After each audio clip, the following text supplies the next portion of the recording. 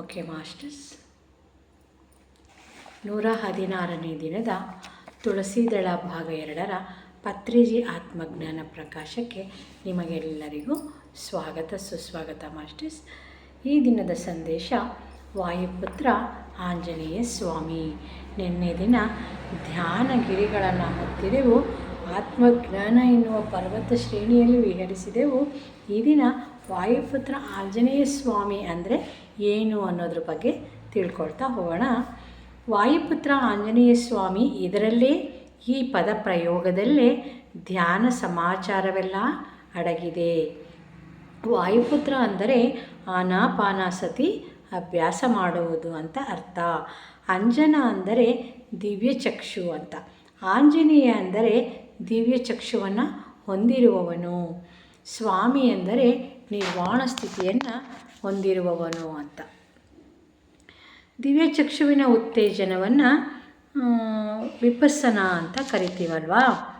ಆದ್ದರಿಂದ ವಾಯುಪುತ್ರ ಆಂಜನೇಯ ಸ್ವಾಮಿ ಎನ್ನುವ ಸಮಾಸದಲ್ಲಿ ಆನಾಪಾನಸತಿ ವಿಪಸ್ಸನ ನಿರ್ವಾಣ ಎನ್ನುವ ಸಂಪೂರ್ಣ ಧ್ಯಾನ ಸಮಾಚಾರ ಅಡಗಿದೆ ಅಂತ ಹೇಳ್ತಾ ಇದ್ದಾರೆ. ಹಾಗೆಯೇ ಆಂಜನೇಯ ಸ್ವಾಮಿ ಸ್ವಾಧ್ಯಾಯ ಮಾಡುತ್ತಿರುವುದನ್ನು ಗಮನಿಸಬೇಕಾದ ವಿಷಯ. ಹಾಗೆಯೇ ಸ್ವಾಧ್ಯಾಯ ಎನ್ನುವುದು ಪಿರಮಿಡ್ ಸ್ಪಿರಿಚುವಲ್ ಸೊಸೈಟಿಯವರಿಗೆ ತುಂಬ ಮುಖ್ಯವಾದ ವಿಷಯ ಕೂಡ. ಮಾಸ್ಟರ್ಸ್ ಮತ್ತಿಷ್ಟು ಉದ್ಧೃತಗೊಳಿಸಬೇಕು, ಅದೇ ನಮ್ಮ ಆದರ್ಶ. ಮಾಸ್ಟರ್ ಶ್ರೀ ಹನುಮಾನ್ಜಿ ನಮಗೆ ನೀಡುವ ಮುಖ್ಯವಾದ ಸಂದೇಶ ಅಂತ ಹೇಳ್ತಾ ಇದ್ದಾರೆ ಮಾಸ್ಟರ್ಸ್. ಆಂಜನೇಯ ಸ್ವಾಮಿ ಅಂದ್ರೇ ಆನಾಪಾನಸತಿ ಧ್ಯಾನ ಅಂತ ತುಂಬ ಅದ್ಭುತವಾಗಿ ಆಂಜನೇಯ ಸ್ವಾಮಿಯ ಬಗ್ಗೆ ತಿಳಿಸ್ಕೊಟ್ಟಿದ್ದಾರೆ ಮಾಸ್ಟರ್ಸ್. Thank you masters. ಜೈ ಹೋ ಪತ್ರಿಜಿ, ಜೈ ಹೋ ಪತ್ರಿಜಿ, ಜೈ ಹೋ ಪತ್ರಿಜಿ.